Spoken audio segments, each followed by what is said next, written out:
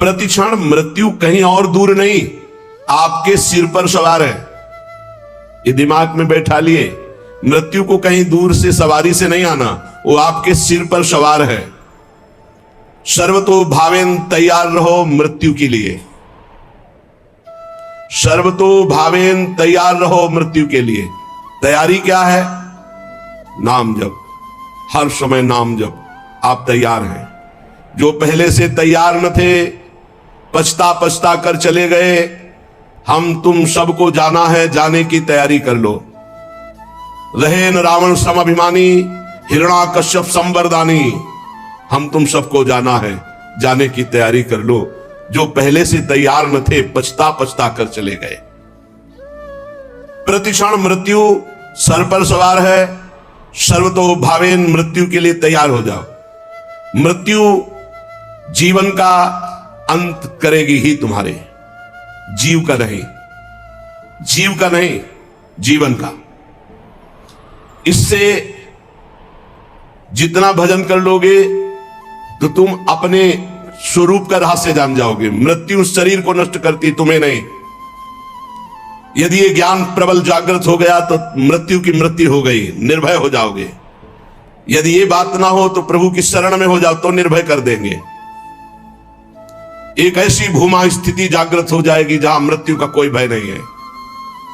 अतएव सब तरह से सदा सर्वदा सावधान रहो। जीवन की एक एक श्वास मृत्यु निकाल रही तुम्हारे पास। जैसे 1 लाख श्वास है, अब गई तो माइनस होती चली जा रही। 1 साल की श्वासें निकल गई, लोग आनंदित होते हैं, हैप्पी बर्थडे, जन्मदिन में प्रसन्नता प्रकट करते हैं। नहीं, जिसकी रकम कम होती है वो शोकित होता जाता है। माल बहुत ऊंचा खरीदना है और रकम वैसे ही कम थी और वो भी खर्चा होती चली जा रही।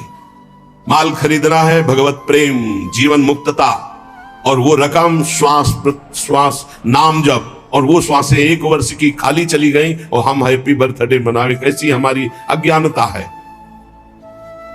मृत्युकालीन जिसका नाम चलता होता है तो इस शुभ चिंतन के प्रभाव से वर्तमान में नाम चलता होता है, उसकी मृत्यु शुभ हो जाती है, बड़ा मंगलदायी मृत्यु होती है। भगवान का नाम जपते जपते शरीर छोड़ दे, ये सबसे बड़ी बात। या तो ब्राह्मी स्थिति, ब्रह्माकार वृत्ति, और या भगवान का नाम जप करते हुए, 2 में ही भगवत प्राप्ति। इससे मृत्यु को सदा पहचानो कि मेरे सिर पर सवार कभी भी हो सकती घटना प्रतिघटना, कभी कुछ भी हो सकता है। शरीर पता नहीं रहे कि ना रहे, इसलिए राधा राधा राधा राधा। भगवत स्मृति प्रतिपल यदि है तो घबराहट नहीं होगी, भय नहीं होगा, बड़े आराम से शरीर छूटेगा। शरीर तो छूटना ही है और बड़े आराम की व्यवस्था में पहुंच जाओगे जहां श्यामा श्याम परमानंद बरस रहा है।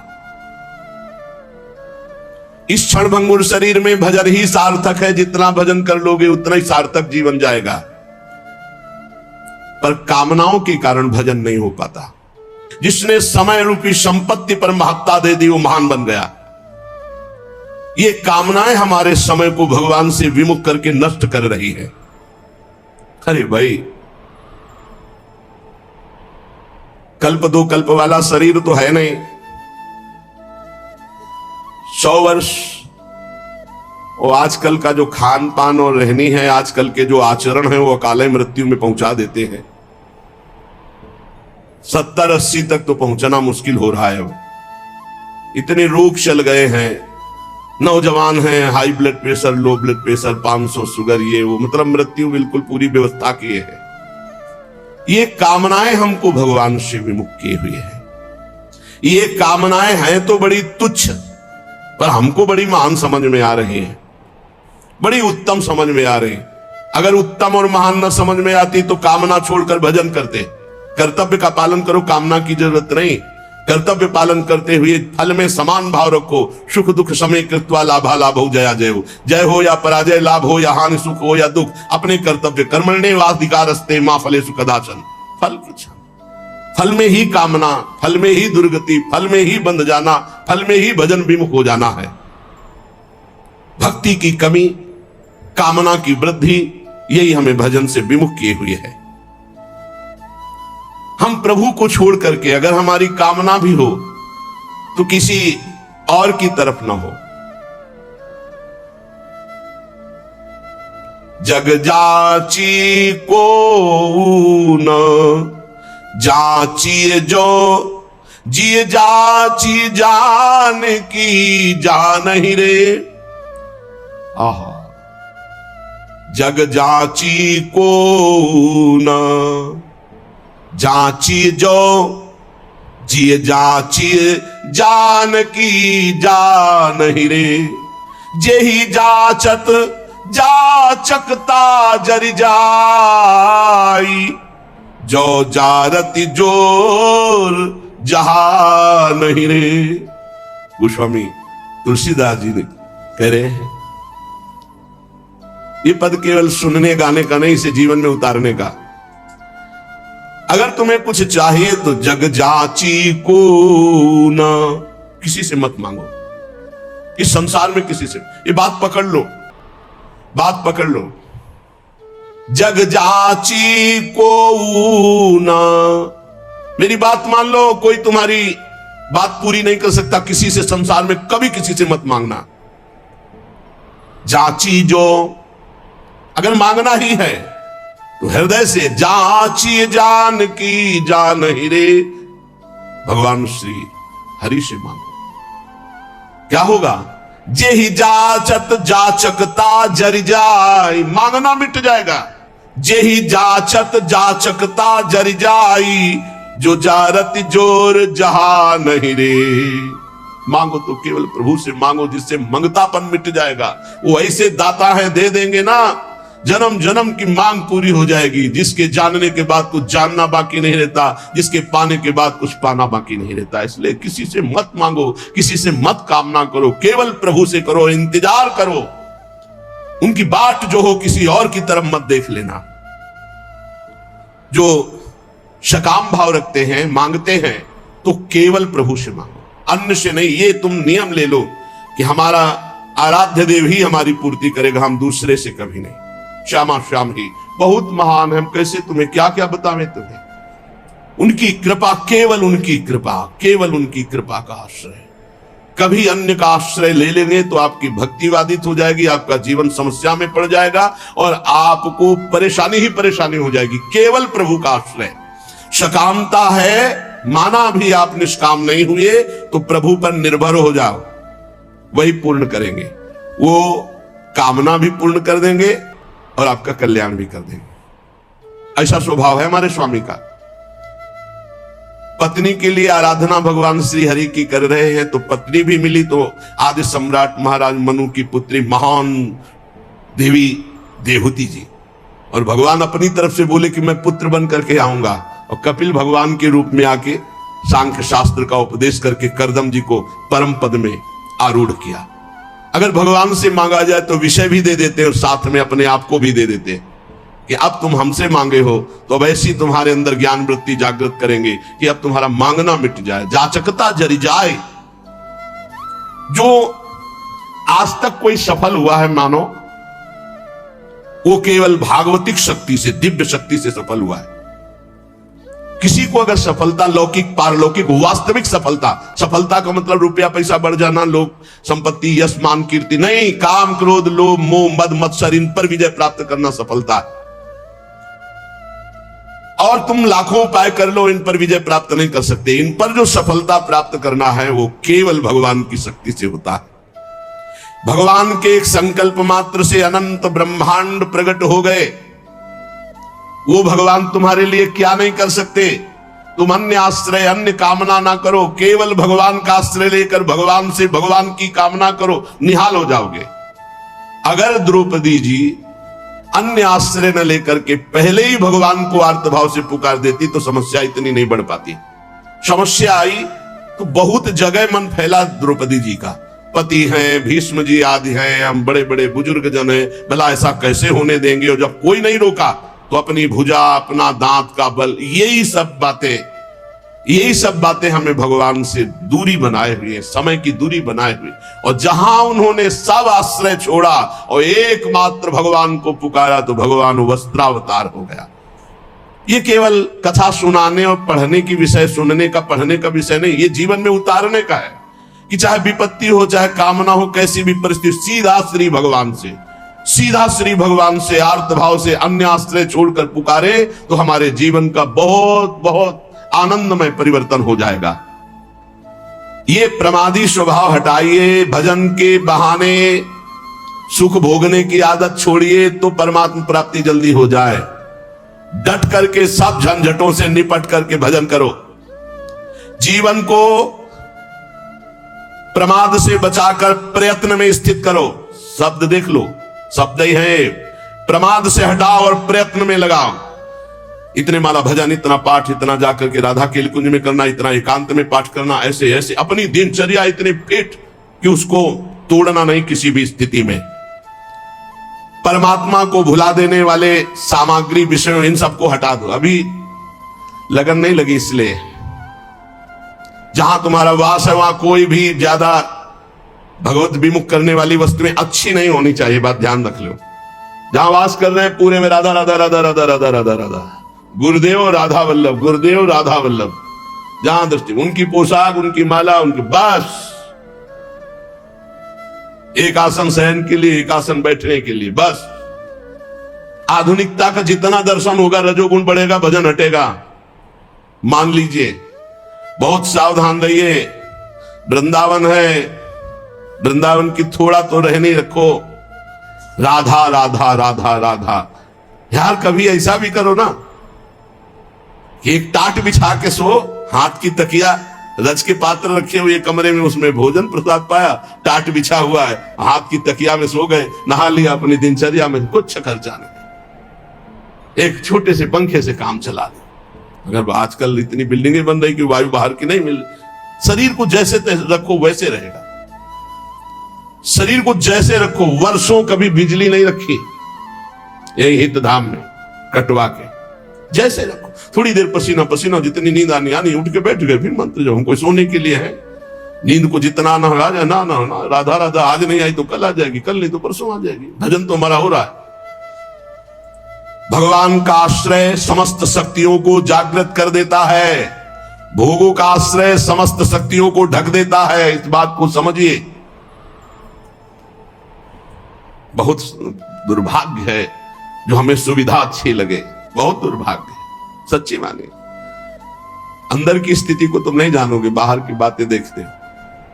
बड़ा दुर्भाग्य है जब सुविधा में भजन किया जाए, बड़ा सौभाग्य है जब असुविधा में भजन होता है।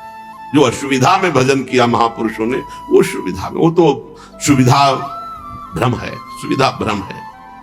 देखो पूज्य श्री रघुनाथ दास गोस्वामी जी के पिता ने रसोईया, रुपया, सब व्यवस्था, सेवक जन भेजे कि अब जब जगन्नाथपुरी में ही रहेगा बेटा बाबा जी बन के, तो सारी सुविधाएं।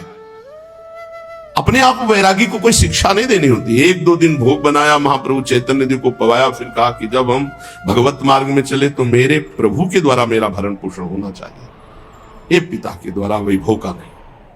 वापस कर दिया। और जगन्नाथ जी के सिंहपौर पर जो भिक्षुक जन है उनके बीच में खड़े हो गए। तो भिक्षुक जनों का तो अभ्यास था, दौड़ दौड़ के आगे लेते, वो गंभीरता से खड़े रहते, जब कोई उनकी तरफ देख कर दे देता तो वही पा लेते, ने रात दिन भजन करते। इस वृत्ति को भी ठीक नहीं समझा। फिर एक अन्य क्षेत्र से थोड़ा अन्य, इस वृत्ति को भी सुविधाजनक समझा। रात्रि में जो प्रसाद फेंक दिया जाता, गौवें भी नहीं पाती, वो उठाकर धोकर फिर पाते, रात दिन नाम जप। महाप्रभु चैतन्य देव जी को जब गोविंद जी के द्वारा पता लगा कि ऐसे रघुनाथ दास जी, तो चुपचाप रात्रि में गए और भोग लगा को पाना ही शुरू किया था कि ऐसे, और कहा इतना स्वादिष्ट अमृत जैसा भोग अकेले अकेले पाता है रघु, मुझको निमंत्रण नहीं दिया। अरे प्रभु आपके लायक नहीं, बोले यही तो अमृत है महाप्रभु। भगवान का आश्रय समस्त शक्तियों को जागृत करता है और भोगों का आश्रय इस समस्त शक्तियों को ढक करके पाप ताप संताप उत्पन्न करता है। जो भगवान का आश्रय ले लेता है, भगवान उसके सारे दोषों को अपना दोष मान लेते हैं। सारे उसके अपराधों को स्वयं मिटा देते हैं। भगवान के बल के समान कोई बल नहीं, इसलिए उपासक को अपना बल नहीं, भगवान का बल का भरोसा रहकर निर्भय हो जाना चाहिए। थोड़ी रहनी सुधार लो प्रभु, थोड़ी रहनी सुधार लो, थोड़ा साधारण जीवन जियो तो असाधारण भजन होने लगे। ये सब ठीक नहीं। बाहर सच्ची कहते हैं, दुर्भाग्य समझो जो सुविधाजनक जीवन जीकर भजन करना चाहते हैं, जो साफ सुविधाओं को ठुकरा करके, साफ वैभव है लेकिन बहुत अकिंचन जीवन जीते हैं, बलिहारी उनके जीवन की। भगवान जितनी रचना रचे उसका प्रतिक्षण परिवर्तन हो रहा है और नाश की तरफ जा रही है। शरीर से लेकर जो भी आप देख रहे हो, गो गोचर जहां लघु मनुजाई, सबका परिवर्तन हो रहा है, सब नाश की तरफ जा रहा है। ये क्षण ध्वंसी है, किसी भी क्षण में नष्ट हो सकता है। जो तुम देख रहे हो सब, यहां का मिलना संतोषजनक नहीं है। यहां व्यक्ति मिल जाना, वस्तु मिल जाना, स्थान मिल जाना, यहां कोई संतोषजनक नहीं, क्षणिक है, दुखद है। श्री भगवान पर विश्वास करके सर्व प्रकार से उनके ऊपर निर्भर होकर जो भजन करता है वो मंगल को प्राप्त होता है। क्षणभंगुर शरीर का क्या पता कब नाश हो जाए। भगवान की इच्छा से जो कुछ है उसी में संतुष्ट रहो। जो तुम्हारे पास है वो दूसरों की धरोहर है, तुम्हारी नहीं है। तुम कम से कम खर्चे में जीवन व्यतीत करो। इस नाट्यशाला में, जगत नाट्यशाला में भगवान के खेल को, सृजन पालन संहार, 3 खेल के रहस्य को जान करके खूब नाम जप करो। पता नहीं कल किसका आए कि ना आए।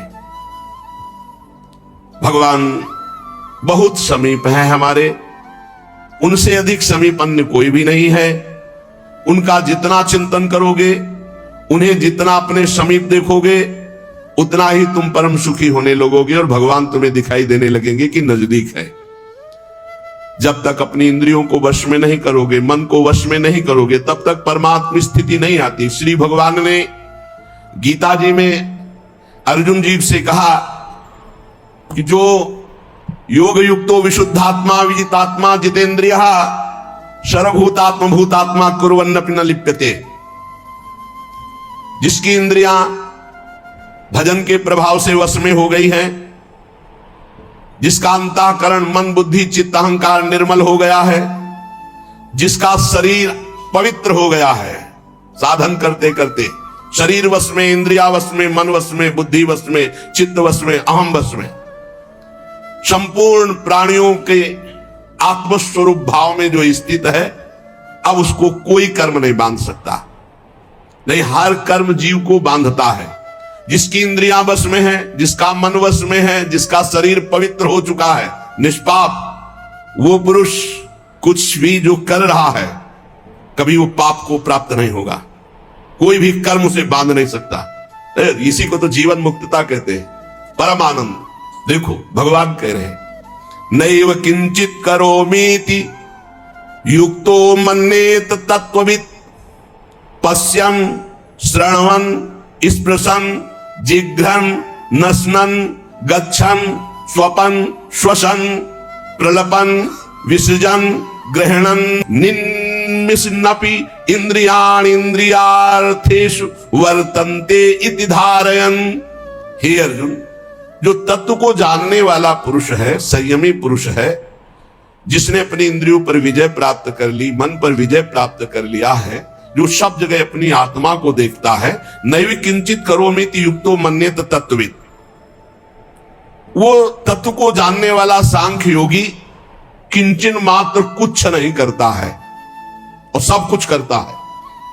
पश्यन् देखता हुआ, श्रवण सुनता हुआ, स्पृशन् छूता हुआ, जिघ्रन् सूंघता हुआ, अस्नन् खाता हुआ, गच्छन् चलता हुआ, ग्रहणन ग्रहण करता हुआ, प्रलपन बोलता हुआ, विसर्जन मलमूत्र का त्याग करता हुआ, स्वपन सोता हुआ, श्वसन श्वास लेता हुआ, उन्मिशन आंख खोलता हुआ, निमिशन मूंदता हुआ, इंद्रियाणि इंद्रियार्थेषु वर्तन्ते इति धारयन्। उस ज्ञानी महात्मा को पता है कि संपूर्ण इंद्रिया इंद्रियों के विषय में बरत रही हैं। किंचित एवं न करोमि इति मन्येत, मैं स्वयं कुछ भी नहीं कर रहा हूं। बहुत गूढ़ विषय है। पश्यन, श्रवण, स्पृशन, जिघ्रन, नसनन, गच्छन, स्वपन, श्वसन, ये सब क्रियाएं हो रही। बड़ा उच्च कोटि की अवस्था। ग्रहणन, प्रलपन, विसर्जन, स्वपन, श्वसन, उन्मिशन, निमिशन अपि इंद्रियाण इंद्रियार्थेषु। सूंघता हुआ, देखता हुआ, खाता हुआ, चलता हुआ, ग्रहण करता हुआ, बोलता हुआ, मलमूत्र का त्याग करता हुआ, सोता हुआ, श्वास लेता हुआ, आंख खोलता हुआ, मूंदता हुआ, संपूर्ण इंद्रियों के विषय में बरत रही, मैं कुछ नहीं कर रहा। ऐसे महापुरुष के द्वारा जो भी कुछ होता है उसको कुछ नहीं भोगना पड़ता, न पाप न पुण्य। पूरे संसार का संहार हो जाए तो कोई पाप नहीं, पूरे संसार का पुण्य हो जाए तो कोई उसको पुण्य नहीं, क्योंकि वो देख रहा है कि इंद्रियों में बरत रहे, गुणों में बरत रहे हैं, मैं इन सब से विलग हूं। ये स्थिति जीवन मुक्त महापुरुष की होती है, जहां शरीर और इंद्रिय, मन, बुद्धि बदलते रहते हैं, पर हम उनको देखते रहते हैं, हम नहीं बदलते। शरीर बदला, बाल्यावस्था, जवानी, बुढ़ापा, लेकिन हम वही हैं जो देखने वाले हैं। पहले रजोगुणी बुद्धि थी, फिर सतोगुणी आ गई, लेकिन हम बुद्धि को देख रहे हैं, हम बुद्धि नहीं है, बुद्धि को देखने वाले। इंद्रियां पहले चंचल थी, फिर शांत हो गई, हम इंद्रियों को देख रहे हैं, दृष्टा है, हम इंद्रिय नहीं है। मन को भी हम देखने वाले हैं, हम मन नहीं है। स्वयं हम परमात्मा के स्वरूप हैं। जैसे अंश कहा जाता है ना, तो चाहे एक चम्मच गंगा जल हो तो गंगा जल, और चाहे एक बहुत बड़े टैंकर भर के तो गंगा जल, और चाहे पूरी धारा तो गंगा जल। परमात्मा का अंश जीव परमात्मा स्वरूप ही है। पूर्ण परमात्मा का अंश जीव परमात्मा स्वरूप ही, ये बात मान लो। चेतन अमल सहज सुख राशि, बदलने वाले के साथ एक है। संसार बदलने वाला, इंद्रियां बदलने वाली, शरीर बदलने वाला, बुद्धि बदलने वाली, मन बदलने वाला, चित्त बदलने वाला, अहंकार बदलने वाला, लेकिन जो मैं था वही मैं हूं, वही मैं रहूंगा। जिसको ये ज्ञान होता है वो सब कार्य करता हुआ कभी बंधता नहीं है। आप कभी बदलने वाला नहीं है, आप स्पष्ट देख लीजिए, आप कभी बदला नहीं, वो ज्यों का त्यों रहता है। जब आप अपने आप को भूलकर बदलने वाला मान लेते हैं तो आपको जन्म मरण ये होगा, फिर आपको हर कर्म का फल मिलेगा, क्योंकि आप भोक्ता और कर्ता भाव स्वीकार किया। अगर स्वीकार ना करे तो कुछ भी उसको दंड नहीं मिलेगा, किसी भी तरह उसे नहीं भोगना पड़ेगा। यह बात तुम केवल दृढ़ता से मान लो, मानने से ही तुम्हारी मुक्ति हो जाएगी, मानने से ही तुम जान जाओगे, अनुभव हो जाएगा। केवल मेरी बात मान लो। तत्व प्राप्ति किसी साधना से नहीं होती, मानने से होती है। चाहे ध्यान से सुनिए, चाहे वो कैसा हो, कोई अधिकारी हो या अनाधिकारी, अंतःकरण शुद्ध हो या अशुद्ध, इससे कोई मतलब नहीं, क्योंकि ये तुम हो ही नहीं। और इससे बड़ा कोई ज्ञान से पवित्र कोई तीर्थ नहीं है। अगर तुम भगवत प्राप्ति चाहते हो, तुम्हें भगवत प्राप्ति की लगन है, तो इस बात को समझो, शरीर संसार ये तुम नहीं हो, ये तुमसे अलग है। ऐसा अनुभव होता है। जबान चराना, नेत्र चराना और इंद्रियों की गुलामी में घूम रहे, इसलिए समझ में नहीं आ रहा। ये बहुत बढ़िया बात है। यद्यपि मृषा छूटति कछरी, अगर समझ जाओ तो केवल समझने की बात है, कुछ करने की नहीं। भगवत प्राप्ति समझने की बात है। ये बहुत सुंदर बात, इसी को हमने कई बार सत्संग में कहा है। आप अपने अंतःकरण की बात किसी से मत बताइए कि आपको कोई विकार है। जब आपसे कोई पूछे तो मुस्कुरा के उत्तर दो, बहुत सुंदर, बहुत कृपा है ठाकुर जी की, बहुत आनंद है। वो धीरे धीरे अंतरे में भस्म हो जाएंगे। उनकी सत्ता ही नहीं, आप जब सत्ता देते हैं तभी वो आपको परेशान करते हैं। भगवान कहते हैं, मात्रा स्पर्शास्तु कौन्तेय शीतोष्ण सुख दुःखदा आगमा पाइनो अनित्यास्तास्ति तिक्षस्व भारत। ये आने जाने वाले विकार हैं, इनकी सत्ता नहीं है। इनको चुपचाप सह जाओ अंतःकरण में। तुम्हारे में तो आए ही नहीं, अंतःकरण में तन्मयता होने के कारण तुम्हें भास रहा है। तुम में तो कभी कोई विकार हो ही नहीं सकता। तुम तो निर्विकार सच्चिदानंद थे, वो रहोगे। कभी कोई विकार तुम्हारे को छू ही नहीं सकता, कभी कोई पाप तुम्हें छू ही नहीं सकता। इस शरीर से हुआ, शरीर को भोगना पड़ेगा। तुम शरीर नहीं हो। अब इतना ज्ञान हो जाए तो जीवन मुक्त हो जाए। एक मार्मिक बात है जिसकी तरफ साधक ध्यान नहीं देता, वो ये कि परमात्मा की प्राप्ति करने से नहीं होती। मानने से होती। और सब करने में लगे, सब करने में लगे। और यहां कह रहे एक साधक इस तरफ ध्यान नहीं देता, परमात्मा की प्राप्ति स्वतः सिद्ध है, करने से नहीं मानने से होती। मानते करके मान लो या मान के जान लो। जो सत्संग सुनते हैं उनको जो प्राप्त होता है वो 50 वर्ष साधना करने पर भी नहीं। साधक में बहुत अंतर मिलेगा, एक सत्संगी और एक एकांतिक। तो बहुत अंतर होगा। सत्संगी बहुत वो अपने बचाव पक्ष का जोरदार ज्ञाता होगा। परमात्मा प्राप्ति करने का भाव बाधक है। कैसा? मैं परमात्मा प्राप्ति करूंगा साधना से, बहुत लंबा समय होगा और किसी महापुरुष का जब संग मिलेगा तो तुम मानने पे आ जाओगे, तो जान जाओगे। अगर अभी मानने पे आ जाओ तो जल्दी जान जाओगे। हम लोगों के दिमाग में बैठा है कि 10-20 वर्ष कम से कम भजन करेंगे तब अंतःकरण पवित्र होगा, तब हम कुछ जान पाएंगे। तो पक्का 10-20 वर्ष भजन करना पड़ेगा। अगर आपको ये तो जानने की बात है, हमें बताया जा रहा है कि मैं परमात्मा हूं, मेरे में कभी विकार होते ही नहीं। तो जब अंतःकरण विकार युक्त है तो दृष्टा भाव से देख रहा, मेरे में तो विकार है नहीं, मैं तो सुना हूं निर्विकार हूं, बहुत शांति मिलेगी। उसी समय वो विकार नष्ट होने लगेंगे। बड़ा बड़ा जप अनुष्ठान, ध्यान अनुष्ठान, ये सब जो करके प्राप्त करने के बहुत लंबा समय लगेगा। करने से कर्तृत्व भाव पुष्ट होता है, कर्तृत्व भाव आने से व्यक्तित्व भाव होता है, और व्यक्तित्व में ही सारे प्रकृति के विकार जुड़े हुए हैं, उसी में फिर वो रच पच जाता है। बड़ा सूक्ष्म विषय, क्योंकि ये पूर्व का है इसलिए बहुत आनंददायक है। शरीर से तदात्म कर्तृत्व भाव से हुआ है। निर्लिप्तता का अनुभव करना ही है, चाहे जिस मार्ग से करो, कर्म योग से, भक्ति योग से, ज्ञान योग से। इसलिए क्रिया की मुख्यता साधक में रहती है भगवत प्राप्ति का। तो आप बोलो क्या करूं? क्रिया की मुख्यता रहती है। आप बोलो मैं क्या करूं? मैं ये करता हूं, मैं ये करता हूं, मैं इतना पाठ करता हूं, मैं ये करता हूं, ये करता हूं। किसको लेके बोल रहे हो? वाकेंद्री से पाठ कर रहे हो, शरीर से सेवाएं कर रहे हो, चेष्टाएं कर रहे हो, लेकिन तुम तो इससे अलग हो ना। इतना ज्ञान है कि नहीं? अगर इतना ज्ञान नहीं तो सब कुछ अहंकार की धारा में हो रहा, वो शुभ कर्म के अंतर्गत आ जाएगा। जब अहम की धारा शरीर से जुड़ जाती है तो भाषा बदल जाती है। सुनना भाषा, पहचान लेना। मैं करता हूं, मैं खाता हूं, मैं पीता हूं, मैं बोलता हूं, मैं चिंतन करता हूं, मैं निष्कामी हूं, मैं कामी हूं, मैं क्रोधी हूं, मैं क्षमावान हूं।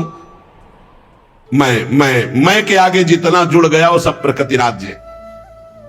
क्रिया होती शरीर से, मान रहा मैंने किया।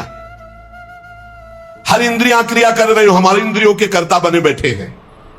काम क्रोध आ रहे हैं, अंतःकरण में मान रहे हैं हम अपने में।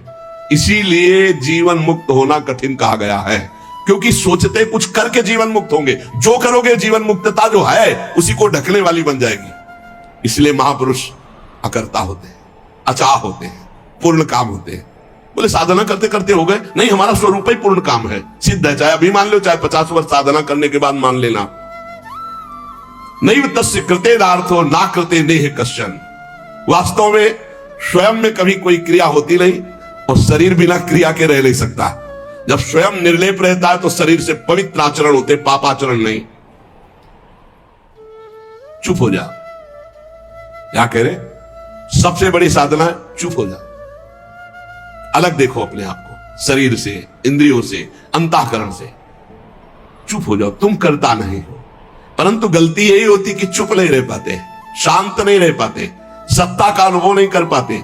बस क्रियाओं में हम फंस गए हैं, स्वयं में कोई क्रिया नहीं है। इसीलिए भगवान कहते हैं वो महापुरुष जो स्वयं को जान गया, वो पश्यन, श्रणवन, स्पृशन, जिघ्रन, असनन, गच्छन, ग्रहणन, प्रणपन, विसर्जन, स्वपन, श्वसन, उन्मिशन, निमिशन अपि इंद्रियाण इंद्रियार्थेषु। देख लो, देखता हुआ किससे देखता है? कौन देख रहा है? बोले नेत्रेंद्री देख रही है। किसको देख रही? अपनी प्रकृति को ही। प्रकृति के बने हुए नेत्र प्रकृति को देख रहे हैं। आप इसके दृष्टा हैं। किसके? नेत्रेंद्री के। आप नहीं देख रहे। देखने का काम नेत्रेंद्री है। आप देख लीजिए, नेत्रेंद्री बंद हो गई। अब बताओ सामने कौन बैठा हुआ है? आप नहीं देख रहे, नेत्रेंद्री देख रही। तो देखता हुआ भी मैं नहीं देख रहा हूं, देखता हुआ भी मैं नहीं देख रहा हूं, क्योंकि मैं नहीं देख रहा हूं, नेत्रेंद्री देख रही है। सुनना काम किसका है? श्रवणेंद्री का। अगर श्रवणेंद्रिय को अभी बंद कर दिया जाए तो आपको बाहर खूब बातें हो रही नहीं सुनाई देंगी, आप नहीं सुन सकते, क्योंकि सुनने का काम श्रवणेंद्रिय का है। तो मैंने नहीं सुना, श्रवणेंद्रिय सुना, मैं उसका दृष्टा हूं, साक्षी हूं। छूने का काम स्पर्शन त्वगेंद्रिय से, त्वगेंद्रिय के बिना स्पर्श का अनुभव नहीं होता। जिग्रन सूंघने का काम घ्राणेंद्रिय, असनन खाने का स्वाद लेने का काम रसेंद्रिय, गच्छन चलने का काम कर्मेंद्रियों में चरण, ग्रहण करने का काम हस्तेंद्रिय, प्रलपन बोलने का काम वाकेंद्रिय, मलमूत्र त्याग करने का गुदाएंद्रिय, शोपन सो रहा है, श्वास ले रहा है, आंख खोल रहा है, मूंद रहा है, संपूर्ण इंद्रियां सब इंद्रियों में बरत रहे, इसको मैं जानने वाला हूं। लेकिन मैं देखता सुनता खाता पीता नहीं हूं। खाने पीने का काम प्राणों का है, प्राण पोषण। मैं प्राण थोड़ी हूं, मैं तो आत्म तत्व हूं, भगवत स्वरूप ईश्वर का अंश हूं। ये ज्ञान जिसको हो गया तो कह रहे किंचन मात्र कभी कोई उसके ऊपर बंधन नहीं रहता। सिद्ध महापुरुष के ऊपर कोई, इसीलिए सुधानिधि में भी ये लिखा है कि जो महापुरुष राधा वल्लभ लाल के रहस्य मार्ग में प्रविष्ट हो चुका है, देहातीत भाव, अब वो चाहे विषय ग्रहण करे या त्याग कर दे, बहिर्मुख पुरुषों के पास बैठे हो, एकांत बैठे हो, कैसी भी स्थिति में रहे, उसे कोई नहीं बता सकता। विषयान ग्रहणन तुम मुंचंतु वा कैर्वा भाव रहस्य पारंगति श्री आदि का प्रेसा, एक स्थिति है। नहीं किंचित करोमि, इसका तात्पर्य नहीं है कि वर्तमान में वो कुछ शरीर से उसके क्रिया नहीं, शरीर से क्रिया हो रही पर कर्तृत्व भाव नहीं, कर्ता भाव नहीं। इसको बहुत सरल ढंग में निपटा सकते हो अपने लोग। कर्तृत्व भाव भी है, मैं कर रहा हूं लेकिन प्रभु के लिए कर रहा हूं, प्रभु को समर्पित कर दिया। जो गति इसकी होगी ज्ञानी की, वही गति भक्त की होगी। सरलता पूर्वक समझ लीजिए, अहंकार को बिना समर्पित किए काम बनने वाला नहीं, चाहे ज्ञान से, चाहे कर्मयोग से, चाहे भक्ति योग से। ये जो कर्ता और भोक्ता भाव है, यही हमें भगवत प्राप्ति नहीं होने दे रहा। अगर ये बात समझ में आ रही हो, थोड़ा पवित्र बुद्धि हो गई हो, तो आप देख लो। अगर नहीं समझ में आए तो बिल्कुल सरल बात है, भगवान इसी की प्राप्ति के लिए कहते यत् करोषि, जो तुम कर रहे हो मेरे को समर्पित कर दो। क्योंकि अपने लोगों का शरीर भाव दृढ़ है, कर्ता भाव दृढ़ है, तो अब हमारा कल्याण कैसे हो? तो जो हम कर रहे हैं वो प्रभु के लिए कर रहे हैं। हर समय नाम जप करो, सारे कर्म प्रभु को समर्पित कर दो। अहंकार वो घसीट लेंगे, जीवन मुक्त वो बना देंगे। एक बनाना हो तो भगवान कृपा करके जीवन मुक्ति जना देते हैं, और एक होता प्रयास करना। प्रयास से तो कोटि कल्प लग सकते हैं और एक क्षण में वो अपनी स्थिति प्रदान कर सकते हैं। इसलिए प्रभु का नाम जप करो, प्रभु के आश्रित रहो, सारे कर्म प्रभु को समर्पित करो। और बीच बीच में इतना बात समझ लीजिए कि आप भगवान के हैं, ये शरीर प्रकृति का है, ये प्रकृति का शरीर प्रकृति में ही मिल जाएगा, आपके साथ नहीं रहेगा। और कामादि नाम परवशो, वो स्वावशो नहीं है, जितेंद्रीय नहीं है, वो अजितेंद्रीय है, कामी पुरुष है। दूसरा यशोर्थी, वो अपना नाम चाहता है, अपना यश चाहने वाला है। तीसरा त्यक्त सत्पथः, संतों के मार्ग का त्यागी है वो। अब रह क्या गया? विचार करो, कितनी बड़ी बात कह रहे हैं। निराशा नाम की चीज नहीं होनी चाहिए। ये बात सुनने के बाद इसी में हम मिल जाएंगे, हमारे लक्षण इसी में मिल जाएंगे। पहला वाला जो वर्णन हुआ श्लोक, वो तो सिद्ध पुरुषों का है। जो अपने लोग पंक्ति में है वो इसी में मिल जाएंगे। कामादि नाम परवशो, इंद्रियों का गुलाम, मन का गुलाम, काम का गुलाम। परवशो, काम के अधीन, इंद्रियों के अधीन, मन के अधीन। यशोर्थी, यश चाहने वाला, मेरा नाम हो जाए, मेरी कीर्ति हो जाए। और त्यक्त सत्पथः, सत मार्ग का त्याग करने वाला, संतों के द्वारा बताए हुए मार्ग में ना चलने वाला। कह रहे कि ययादति तत्कृपा, यदि वृंदावन की कृपा हो गई और उसने निश्चय कर लिया कि मैं आजीवन वृंदावन वास करूंगा, तो कह रहे कथम वृंदावन सिद्धिम न, उसे कौन सी सिद्धि नहीं प्राप्त हो जाएगी? सब कुछ प्राप्त हो जाएगा। भाई ये बात पकड़ लो। ये थोड़ा बहुत कठिन बात है, क्या? आजीवन वृंदावन वास करना। ऐसी ऐसी परिस्थितियां लुभावनी आती है कि आप चलो बस, ऐसी ऐसी भयावनी परिस्थितियां आती, आपको अब तो चलना ही पड़ेगा। वृंदावन का नियम ऐसा कट्टर ले लो कि प्राण निकल जाए सो स्वीकार, लेकिन हम शरीर जीवित वृंदावन से ब्रज के बाहर नहीं जाएंगे। तो चाहे वो कामी पुरुष हो, चाहे यशोर्थी पुरुष हो, सतमार्ग का त्यागी पुरुष हो, तो भी उसे भगवत प्राप्ति हो जाएगी। धाम वास मात्र से वृंदावन प्रभाव सुने अपनो ही गुण देत, जैसे बालक मलिन को मात गोद भर लेत। भगवत प्राप्ति बहुत दुर्लभ दिखाई देती, क्योंकि इंद्रियों को समेट पाना, मन को समेट पाना, रात दिन निरंतर भजन में लगे रहना, जब तक जीवित है कोई गलती ना होने पावे, तब भगवत प्राप्ति। धाम की कितनी महिमा है कि वो कामी पुरुष है, परवश है इंद्रियों के। यही बात ध्रुवदास जी ने भी लिखा है, यद्यपि भक्त अनन्य जो, यही बातें हृदय को बलवान बना देती है। यद्यपि भक्त अनन्य जो, विषय इंद्रियन बस होए, कर्मठ कोटि जितेंद्रियन ते समलहय न कोय। जो श्यामा श्याम का अनन्य हो गया है, यद्यपि वो अभी विषयी है, जितेंद्री नहीं हुआ, तो भी करोड़ों जितेंद्रियों, करोड़ों कर्मकांडी उसकी समानता नहीं कर सकते, क्योंकि वो श्यामा श्याम का अनुरागी है, श्यामा श्याम का अनन्य है। शरणागति में सुग्रीव जी के प्रति जो भगवान का शरण्य का भाव दिखाया, वो बहुत पुष्ट करता है।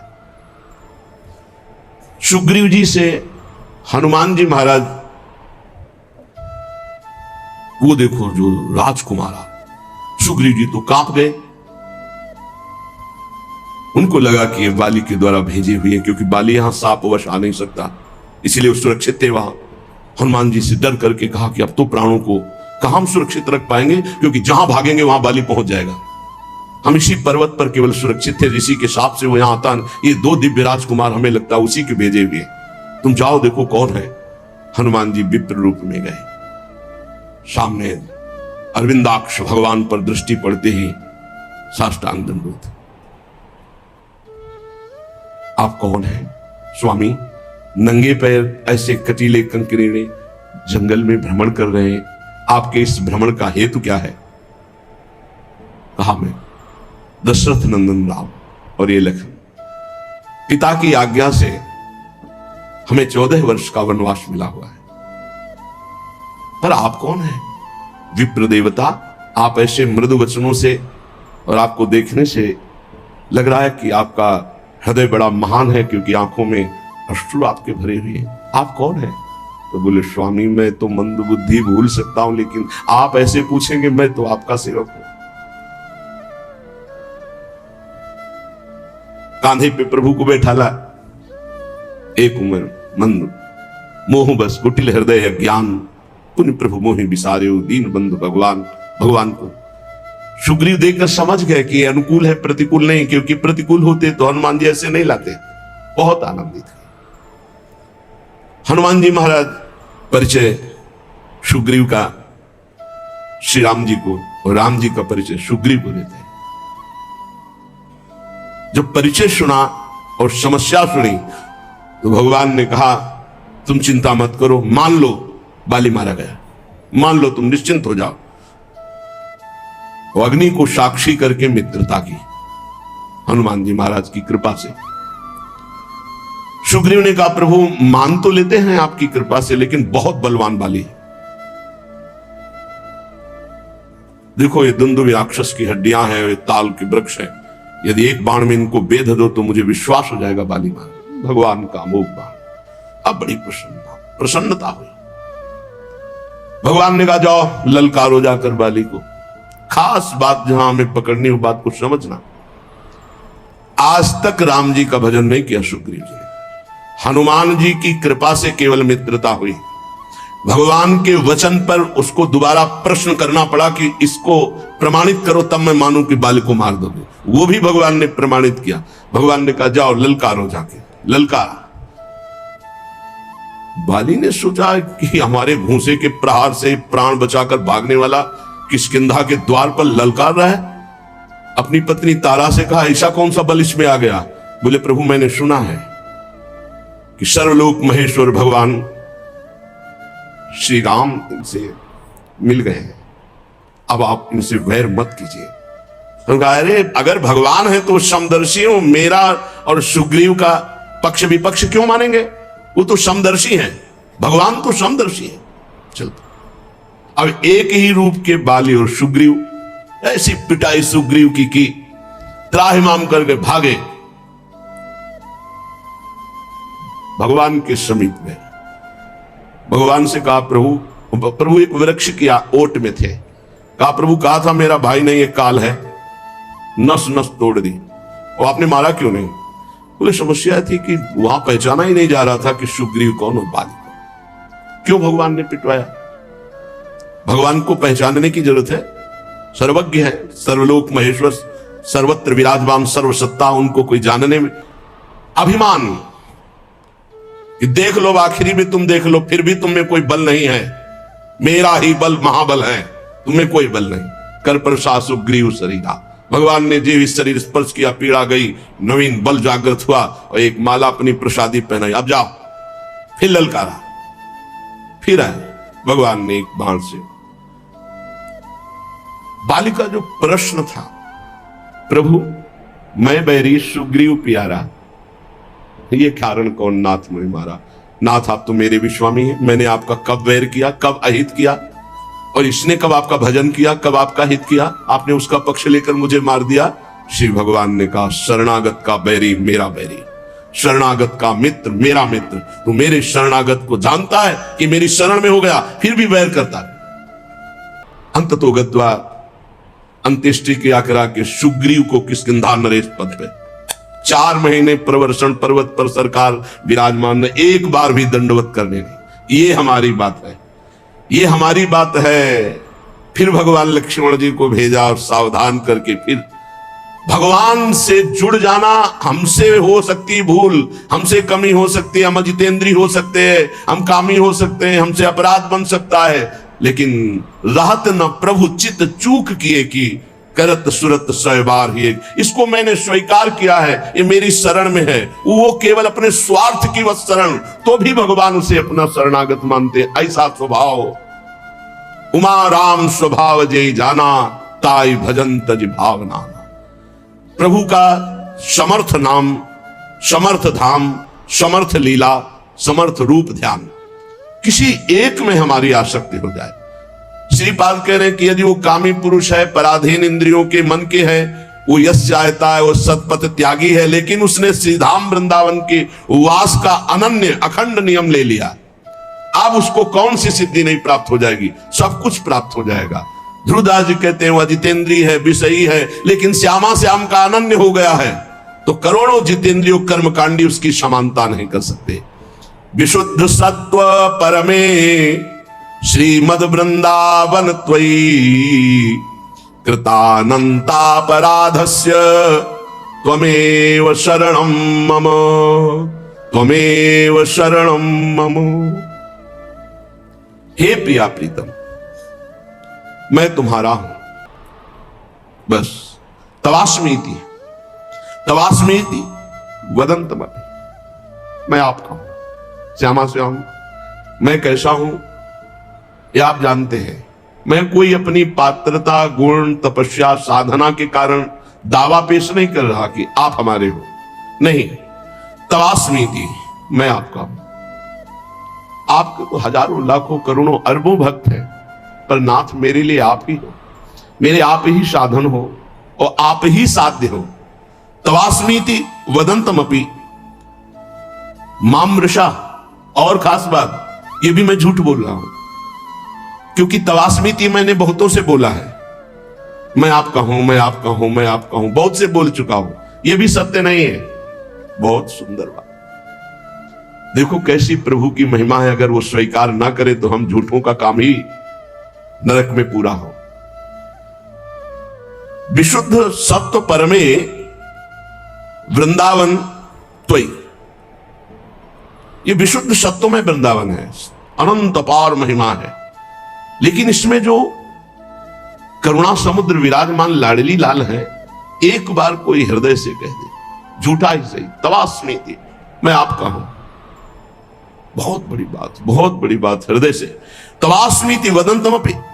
पर मामृषा, सच्ची कहता हूं प्रभु, ये बात पूरे संपूर्ण हृदय से मैं नहीं कह रहा हूं। कहीं ना कहीं कोई विषय राग, कोई व्यक्ति राग, कोई और होगा, झूठा भी हो सकता है, पर मैं ये कह रहा हूं कि आपके सिवा मेरा कोई नहीं। तो महापतित मप्यात्म कारुण्याद आत्मसात, ओहो, महाकरुणा में श्री प्रिया प्रीतम उसे आत्मसात कर लेते हैं, अपने में मिला लेते हैं, अपना रूप दे देते हैं। किशोरी महात्मानम, अपना रूप सहचरी वपु। श्री लाल प्रिया की इच्छा ही सहचरी है, लाल प्रिया का मन ही सहचरी है, लाल प्रिया की संधिनी शक्ति ही सहचरी है। ऐसे एक बार जो हृदय से बोल दे मैं आपका हूं तो ये कभी छोड़ते नहीं है। और महापतित हो, नीच हो, तो कह रहे हैं करुणया दात्मसात, करुणा करके उसे अपना स्वरूप प्रदान कर देते हैं।